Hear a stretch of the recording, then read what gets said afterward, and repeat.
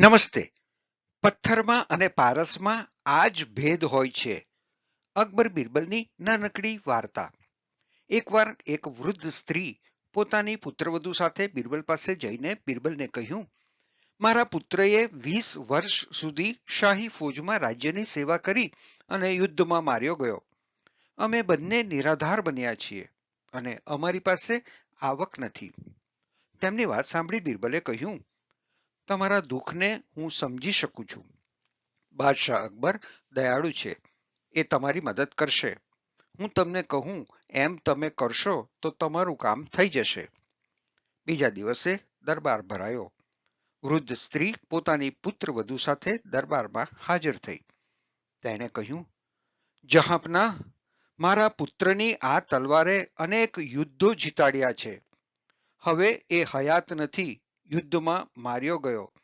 તો આપ આ તલવારને તમારા શસ્ત્રાગારમાં મૂકી દો. બાદશાહે તલવાર જોઈને કહ્યું, આ કાટ ખાધેલી સાવ જૂની તલવાર અમારા કંઈ જ કામની નથી. બાદશાહે તેમના એક સેવકને હુકમ આપ્યો, આ તલવાર એમને પાછી આપી દો, સાથે 5 સોના મોહર પણ આપો. બાદશાહનું એવું વર્તન જોઈને બિરબલને નવાઈ લાગી. માત્ર 5 સોના મોહર? આ તે કેવું? બિરબલે બાદશાહ અકબરને કહ્યું, જહાંપનાહ, શું એ તલવારનું હું નિરીક્ષણ કરી શકું? બાદશાહ અકબરે કહ્યું, હા બિરબલ, તું પણ નિરીક્ષણ કરી લે, કાટ ખાધેલી જૂની તલવારનું. બિરબલે તલવાર હાથમાં લીધી અને ઝીણવટપૂર્વક નિરીક્ષણ કરવા લાગ્યો. ઘડીકમાં આમ ફેરવતો તો ઘડીકમાં નીચેની બાજુ જોતો તો ઘડીકમાં ઉપરની બાજુ જોતો, ઘડીકમાં તલવારની મૂઠ જોતો. બાદશાહ પણ બિરબલની આ હરકત જોઈ વિચારમાં પડ્યા. છેવટે ન રહેવાતા પૂછ્યું, શું થયું બિરબલ? બિરબલે કહ્યું, કંઈ નહીં જહાંપનાહ. જો કે મને વિશ્વાસ હતો કે તલવાર સોનાની બની જશે. અકબર બોલ્યા, હે? શું કહ્યું? સોનાની? બાદશાહને બિરબલની વાતથી નવાઈ લાગી. બિરબલ બોલ્યા, હા જહાંપનાહ, એક પારસ જે માત્ર એક પથ્થર હોય છે, તેના સ્પર્શથી લોખંડ સોનું બની જાય છે. તો આપના જેવા પરોપકારી બાદશાહના હાથનો સ્પર્શ પામ્યા પછી પણ. બિરબલે જાણી જોઈને વાક્ય અધૂરું છોડ્યું. બાદશાહ બિરબલની વાતથી બેચેન બની ગયા.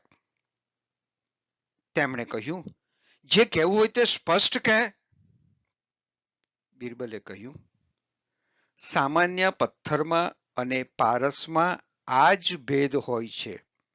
બંને પથ્થર એકના સ્પર્શથી સોનું બને તો બીજાનો સ્પર્શ ઈજા કરે. મદદ માટે આવેલી આ સ્ત્રીઓ ખુશ થવાને બદલે દુઃખી થઈ ગઈ. અકબર બાદશાહ બિરબલના કહેવાનો ભાવાર્થ તરત સમજી ગયા. તેમને થોડી શરમ પણ લાગી. તેમણે એ જ વખતે હુકમ કર્યો, આ સ્ત્રીને તલવારના વજન બરાબર સોના મોહરો આપવામાં આવે અને જીવે ત્યાં સુધી તેમને ખર્ચા પાણી આપવામાં આવે.